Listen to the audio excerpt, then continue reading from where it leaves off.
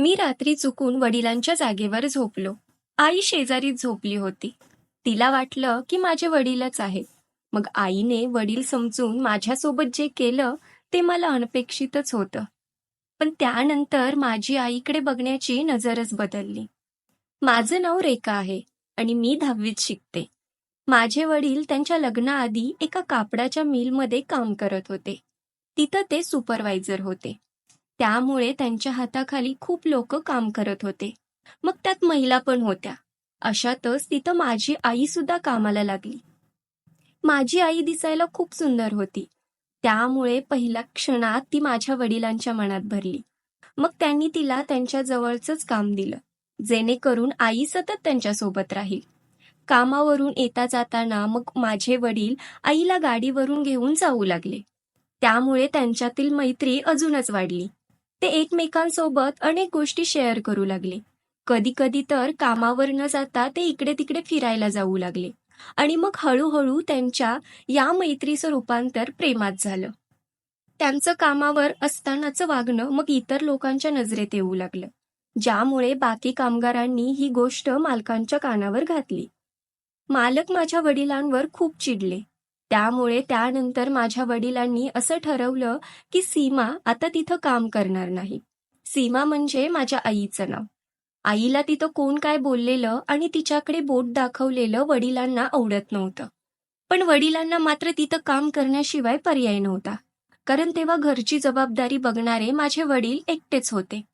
आणि मग घरी त्यांनी आई म्हणजे माझी आजी आणि त्यांची बारकी बहीण म्हणजेच माझी आत्ती या दोघीच होत्या. त्यामुळे त्यांच्यासाठी आणि घरासाठी वडिलांना काम करणं गरजेचं होतं. पण आईनं तिथलं काम सोडावं असं वडिलांनी तिला सांगितलं. मग आईला काय ते आवडलं नाही, कारण आईला सतत माझ्या वडिलांची सोबत हवी होती. पण वडिलांनी तिचं काय ऐकलं नाही आणि तिला काम सोडायला लावलं. मग त्यानंतर आई वडिलांवर नाराज झाली. पण वडिलांनी कशी तरी तिची नाराजी काढली आणि मग माझं वडील सरळ आईच्या घरी गेले आणि तिला लग्नाची मागणी घातली. पण घरच्यांना काय ते मान्य झालं नाही. शेवटी मग या दोघांनी पळून जायचा निर्णय घेतला आणि एके दिवशी त्यांनी पळून जायचं लग्न केलं. लग्न झाल्यावर काही वर्षे आईच्या घरचे तिच्याशी बोलतच नव्हते. मग जसा माझा जन्म झाला तसा त्यांच्यातील नाराजी निघून गेली आणि मग माझ्या आजोळचे आमच्या घरी येऊ जाऊ लागले. माझे वडील अजून पण त्याच मिलमध्ये कामाला होते. मी जेव्हा 3रीत गेले तेव्हा त्यांनी स्वतःचं कापड दुकान टाकल्यामुळे त्यांनी मिलमधलं काम सोडलं आणि ते स्वतःच कापडाचे दुकान सांभाळू लागले. आमच्या दुकानात जास्त तर साड्या आणि लेडीज वेअर होते. त्यामुळे दुकानात कामासाठी कोणातरी लेडीजची गरज वडिलांना भासली. मग सुरुवातीला माझी आईच त्यांना दुकानात मदत करू लागली. पण घरचं काम आणि माझ्या जबाबदारीमुळं आईला हे सगळं शक्य झालं नाही. काही महिन्यातच आईला तिच्या धावपळीचा त्रास जाणवू लागला. मग वडिलांनी दुसरी कोणीतरी लेडीज कामगार ठेवायचं ठरवलं आणि मग त्यांनी प्रियाचं नावाची एक मुलगी कामाला ठेवली. प्रियाचं नुकतंच लग्न झालं होतं, पण तिच्याशी घरची परिस्थिती बेताची होती आणि तिचा नवरा सुद्धा दारुडा होता. त्यामुळे ती कामाच्या वेळेपेक्षा जास्त तर वेळ दुकानातच घालवू लागली आणि मग तिच्यातली आणि माझ्या वडिलांमधली मैत्री वाढत गेली. माझ्या वडिलांच्या मनात पण तिच्याबद्दल भावना जागृत झाल्या. आता वर्षे सरत गेली होती. मी 9वीत गेले होते. प्रियाचं आमच्या घरी येणं जाणं सुद्धा वाढलं होतं आणि माझ्या वडिलांमधली आणि तिच्यातली जवळीक सुद्धा वाढली होती आणि ही गोष्ट माझ्या आईला खटकायला लागली होती. मग आईने प्रियाला कामावरून काढायला सांगितले, पण वडिलांनी ते काय ऐकलं नाही, ज्यामुळे आई आणि वडिलांत कडाक्याचं भांडण झालं. आई मला घेऊन तिच्या माहेरी गेली. 2-3 महिने गेले आणि एके दिवशी वडील आईकडे आले आणि त्यांनी सांगितलं की मी प्रियाला कामावरून काढलं आहे. आता तू घरी चल. आईची कशी तरी त्यांनी समजूत काढली. मग आईनी आणि पुन्हा घरी आलो. काही दिवस गेले आणि मग एके दिवशी वडील डबा न घेताच दुकानावर गेले. म्हणून त्यांना डबा घेऊन आई मागून गेली आणि तिनं बघितलं तर वडिलांनी दुकान उघडलंच नव्हतं. आईला काही समजलंच नाही. आजूबाजूला चौकशी केली असता ते दुकानात आलेच नाहीत असं तिला समजलं. रात्री वडील आल्यावर त्यांच्यात त्या कारणावरून भांडण झालं. पण मी माल आणायला गेलेलो असं वडिलांनी आईला पटवून दिलं. आता माझे 10वीचे क्लास सुरू झाले होते आणि एक दिवस मी क्लासला गेले असताना मला माझे वडील प्रियासोबत एका हॉटेलमध्ये दिसले. मी घरी येऊन आईला ते सांगितलं. आईनंतर तर आई आणि वडिलांमधला वाद अजूनच वाढला. एक दिवस न चुकता त्यांच्यात वाद होऊ लागला आणि पुढच्या महिन्यातच प्रियाचं लग्न एका दुसऱ्या मुलाशी झालं, कारण तिचा नवरा तिला नीट सांभाळतच नव्हता. खरं तर माझे वडील प्रियाच्या लग्नासाठीच त्या मुलाला भेटत होते आणि तिच्याशी पहिल्या नवऱ्यासोबतच्या घटस्फोटासाठीच खटपट करत होते. पण आईला काही गोष्ट पटली नाही.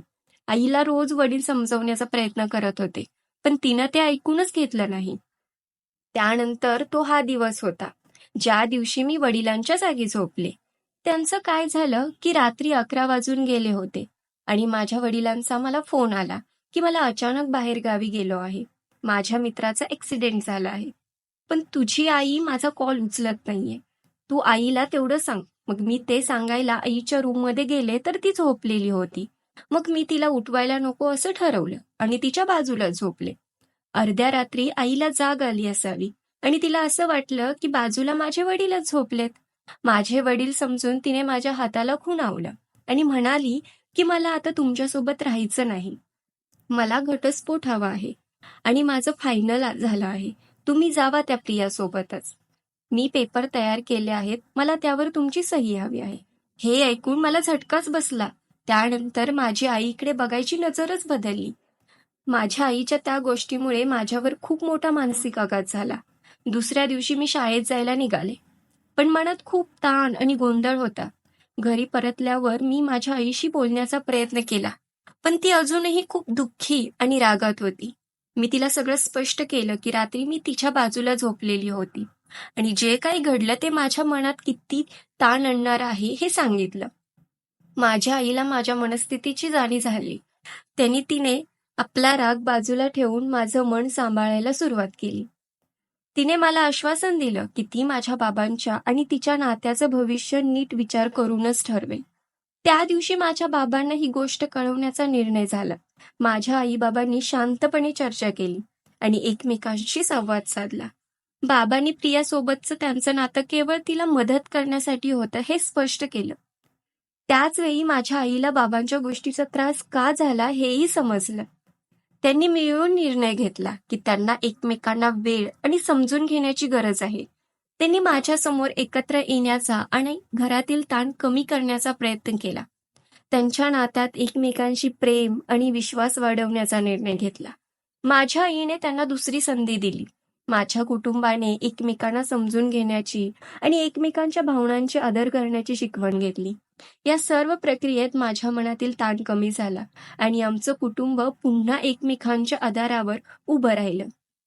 शेवटी या सर्व घटनांमुळे माझ्या कुटुंबातील बंध अधिक मजबूत झाला आणि आम्ही सर्वांनी एकमेकांच्या सहकार्याने पुढे जाण्याचा निर्णय घेतला.